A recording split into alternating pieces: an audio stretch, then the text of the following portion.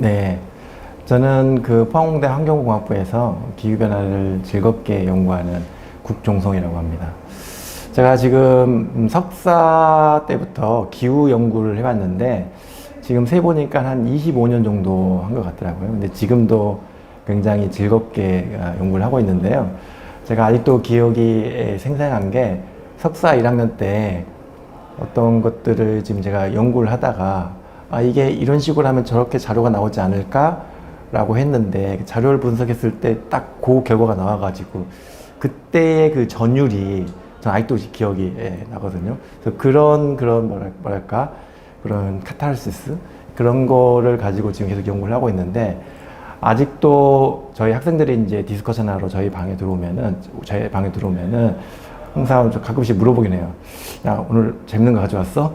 이렇게 할 정도로 기후변화 굉장히 재밌게 하려고 노력하고 있는데, 근데 최근에는 약간 좀 이렇게 기후변화라는 문제가 마냥 재밌기만 한 문제는 아니어가지고 좀 더 다른 생각을 좀 하고 있는데, 어떤 생각이냐면은 일단 기후변화를 하는 사람이 어떤 사회적 책임감이 있지 않을까. 게다가 또 이제 제가 나이가 들고 또 이런 이제 그 대중들과 이제 기후변화 얘기를 하다 보니까 덩달아 제가 이제 어떤 기후변화에 대한 책임감을 느껴가지고 이제는 이 재밌는 연구와 이제 사회적으로 이제 필요한 연구 중에 뭔가 어떻게 잘 균형을 맞추는 연구를 해야 되지 않을까. 그래서 지금 저희가 하고 있는 고민은 이 두 개를 어떻게 이제 균형을 맞춰서 연구를 할까. 요거에 대해서 항상 고민하고 있습니다. 그러니까 제가 요새 이제 대중들하고 얘기하면서 기후변화 임계점 얘기를 많이 하는데요. 기후변화 임계점이라는 거는 이게 지구 온난화가 되면서 지구가 천천히 변하다가 갑자기 어떤 임계점이 도달하게 되면 어느 순간 급격하게 기후가 변할 수 있다는 얘기거든요. 그래서 이제 근데 임계점이 되면은 사실은 그 방향성이라는 게 중요한데 그 방향성을 알 수가 없어요. 정확히 얘기하면 우리가 가지고 있는 현재의 지식으로는 그 임계점 이후에 기후가 어떻게 바뀔지를 아직 우리가 잘 모르는 거죠. 그러니까 예를 들어서 이제 과거에 우리 지구의 역사를 보면은 이런 임계점이 지나고 나서 급격하게 온도가 낮아져 가지고 빙하기가 오는 시기도 있고요. 영화를 예를 들자면은 더 데이 애프터 투모로우 그런 영화에서도 그렇게 나왔고요. 그 다음에 또는 사하라 사막처럼 이렇게 굉장히 이제 숲이 우거져 있다가 어느 순간을 지나면서 갑자기 사막으로 바뀌는, 그러니까 지구가 이제 인터스텔라처럼 영화처럼 이 사막화가 돼서 굉장히 척박한 땅이 돼버리는 그렇게 바뀔 수도 있고요. 어떤 경우에는 지구의 온도는 그렇게 많이 안 올라갔는데 해수면 고도가 엄청나게 많이 올라가가지고 그린란드와 남극의 그 빙하들이 갑자기 녹아가지고 그래서 뭔가 바다로 뒤덮이는 그런 환경이 올 수도 있고 아직 우리가 잘 모른다고 할 수 있습니다. 사실은 뭐 여러 가지가 있을 텐데요. 제가 지금 뭐 하나 소개해 드리자면 우리가 이제 그 기후변화 하면은 이제 이산화탄소가 증가해 가지고 그게 온실 효과에 의해서 온도를 증가시킨다. 이렇게 알고 있잖아요. 그게 맞지만 우리가 또 이제 한 가지 또 재밌는 게 있거든요. 이산화탄소가 증가하면 이제 식물이 숨을 쉴 때 이산화탄소를 흡수해야 되는데 이산화탄소가 많아지니까 숨구멍을 기공이라고 하는데 그 숨구멍을 조금만 열어도 돼요. 그렇게 되면은 식물이 이제 그때 그 수증기를 뺏기는데 물을 조금만 뺏기거든요. 그럼 식물이 어떤 역할을 하게 되냐면 이 땅이 더워질 때 여기 수증기 증발산을 통해서 지면의 온도를 조절하는 역할을 하거든요. 근데 이산화탄소가 증가하면 온실효과 없이도 그 식물이 숨구멍을 조금만 열어가지고 지구의 온도가 특히 지면의 온도가 많이 올라가거든요. 그러니까 우리가 기존에 알고 있던 온실효과에 비해서 한 10%, 20% 정도는 이런 기공효과에서 설명될 수 있다. 이런 연구를 제가 최근에 한 적이 있거든요. 그러니까 그런 연구들은, 그러니까 우리가 아직도 기후변화가 이산화탄소 때문이라고 이렇게 하고 있지만 아직 제대로 아직 우리가 모르는 것들이 굉장히 많다는 거죠. 예. 제가 이따 그 강연에서 말씀드리겠지만 기후학자는 이제 보통 이제 생물, 물리, 화학 하시는 분들은 이제 실험실에서 실험을 하잖아요. 근데 저희는 이제 기후변화를 연구하는 사람이고 지구를 연구하는 사람이기 때문에 그 우리 지구는 함부로 실험을 할 수가 없어요. 우리 지구는 소중하니까. 그래서 어떻게 하냐면은 이제 가상의 지구를 만듭니다.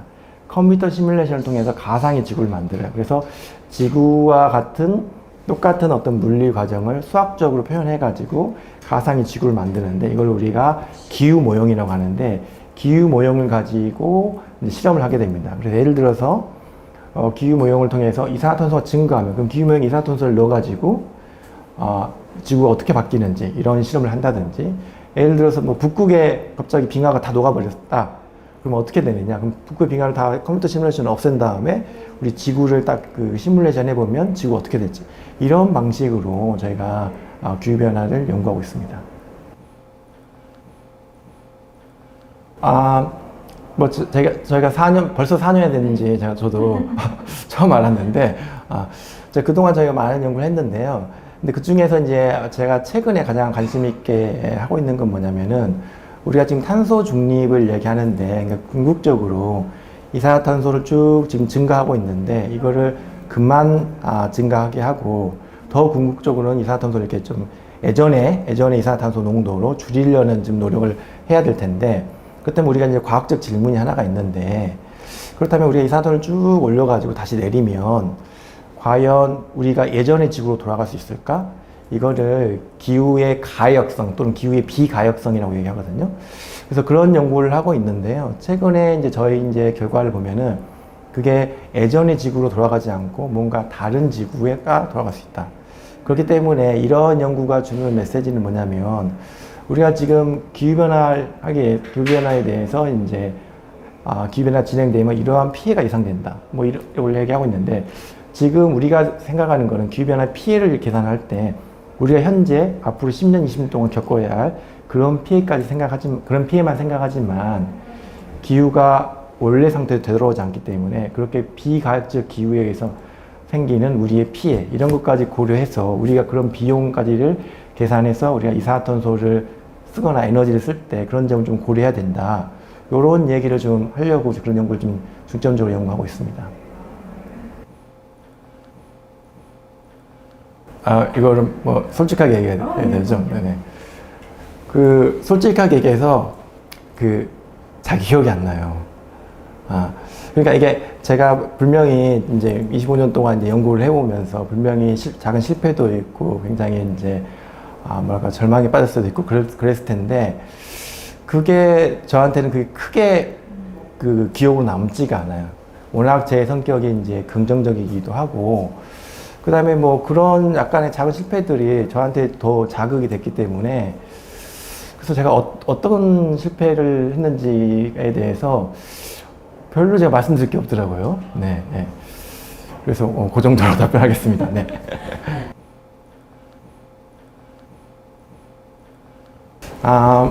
포스트세계 환경공학부의 자랑은 일단은 제가 있다는 거 아닐까요? 아니, 농담을 한 얘기인데 너무 진지하게 받아주셔가지고. 포스트세계 환경공학부의 최대 장점은 제 생각에는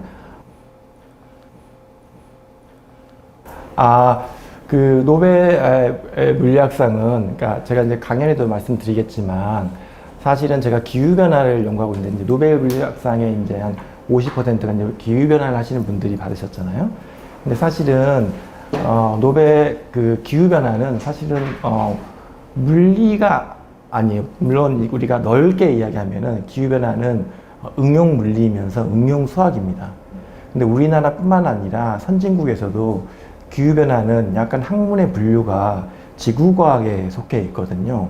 그럼에도 불구하고 노벨재단이 노벨 물리학상으로 기후변화 분야에 업적을 남기신 분을 했다는 것은 굉장히 뭔가 우리 사회에 주려는 확실한 메시지가 있다고 생각을 해요. 그만큼 기후변화 위기가 심각하고 이게 기후변화가 아주 먼 미래의 일이 아니고 우리의 당장 앞에 있는 닥쳐온 문제이기 때문에 지금 당장 행동을 해야 된다. 이런 메시지를 노벨재단에서 우리 전 세계한테 주려는 게 아닐까라고 저는 개인적으로 해석하고 있습니다. 네, 이것도 솔직하게 말씀드려야 되죠. 네. 제 생각에는 가능성이 없을 것 같습니다.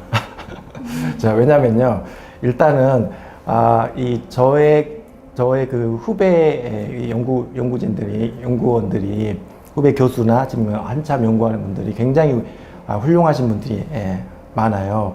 그래서 제가 확실하게 말씀드릴 수 있는 거는 우리나라의 기후변화 연구가 현재 이상보다는 분명히 더 나아지고 우리가 국제 연구를 주도할 수 있을 것이다. 이렇게 이야기할 수 있어요. 하지만 제가 앞서 말씀드렸지만은 기후변화는 노벨 재단에서 주려는 그 학문 분야에 포함되지가 않아요. 그러니까 노벨 쪽에서 지구과학 쪽은 주지 않거든요. 다른 기초과학만 주고 있고. 그래서 지금의 경우는 굉장히 특별한 경우였고요. 그래서 뭐 만약에 기후변화 쪽에서 이제 노벨상을 이제 다시 준다. 그럴 경우는 제가 두 가지 상황을 고려해 볼 수 있어요. 첫 번째 사항은 기후변화가 엄청난 위기에 빠져 있거나, 두 번째는 위기에 빠졌다가 이제 막 우리가 지구를 이렇게 막 이제 원상태로 복귀했거나, 이 두 가지 상황인데, 두 가지 상황이 하기를 기대하지 않고 있기 때문에 우리나라에서 노벨상 기후변화 쪽 노벨상이 받기는 어렵지 않을까 이렇게 예측해 봅니다. 예.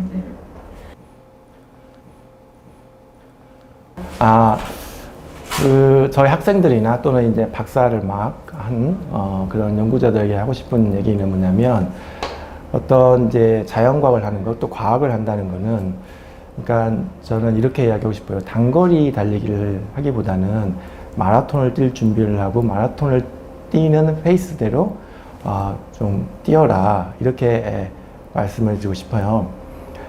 예전에는 이제 이런 질문을 받으면은 이제 어떻게 얘기를 했냐면은, 항상 과학은 재밌는 거니까 열정을 가지고 재밌게 하다 보면은 내가 좋은 성과를 얻을 수 있을 것이다, 이런 식으로 제가 얘기를 했거든요. 근데 이제 제가 이제 요새 이제 생각을 하다 보니까, 그런 젊은 학자들이 처음에 가지고 있는 열정과 그런 그 연구에 대한 욕망, 이런 것들을 끝까지 유지시키는 게 굉장히 쉽지는 않는 거라고 제가 생각을 하게 됐어요. 그러니까 제가 예를 들면은 저희가 대학원생을 이제 뽑을 때 항상 저랑 개인 면담을 하게 되면 제일 중요하게 생각하는 게, 너는 기후변화를 얼마나 연구할 만큼 그런 열정이 있니? 이걸 가장 중요시 했는데, 근데 이제 저희가 학생들 지켜보면서 굉장히 이제 그렇게 열정을 가지고 있는 학생들이 석사 2학년 들어가가지고 1학년 동안 엄청나게 열심히 하다가 어느 순간 하다 보면은, 근데 연구를 하다 보면 어느 순간 좀 막히는 기간이 있고 약간 슬럼프가 온 기간이 있는데, 그 기간에 대해서 굉장히 힘들어하는 걸 발견했어요. 그래서 그러기 위해서는 그런 고난을 극복하기, 또 슬럼프를 극복하기 위해서는 우리가 장기적으로, 우리가 연구를 장기적으로 하려는 그런 것들이 좀 있어야 된다. 그래서 이제 그런 것들을 하기 위해서는 좀 다양한 것들이 필요한데요. 그 마라톤을 뛰기 위해서는 다양한 준비가 필요한데요. 물론 연구에 대한 열정도 필요하지만은 연구 외에 다른 것도 좀 해야 된다고 생각을 해요. 그래서 저희 이제 실험실에서는 어떤 캠페인을 하고 있냐면, 1인 1 운동하기, 이런 캠페인을 하고 있어요. 그러니까 한 사람이 적어도 하나 정도의 운동을 하자. 그래서 연구를 집중하더라도 다른 그 시간에는 다른 것들을 좀 하고, 또 체력도 보충하고, 그래야만이 우리가 연구를 잘할 수 있다. 왜냐하면 연구라는 거는 꾸준히 연구하는 게 제일 중요하고요. 그 다음에 창의적으로 연구하는 게 중요하거든요. 근데 내가 밤새면서 열심히 뭐 한다 그래서 꾸준함이 될 수도 없고 창의성이 더 나아지지도 않거든요. 그래서 그런 의미에서 뭔가 우리 젊은 연구자들이 너무 조급하게 생각하지 말고 긴 목표를 가지고 작은 성공을 이루어가면서 자기가 처음에 갖고 있던 열정을 계속 끌고 가는 이러한 것들을 좀 가지면서 연구를 했으면 좋겠다, 이렇게 좀 조언하고 싶습니다. 네. 좋은 말씀 감사합니다. 네. 감사합니다.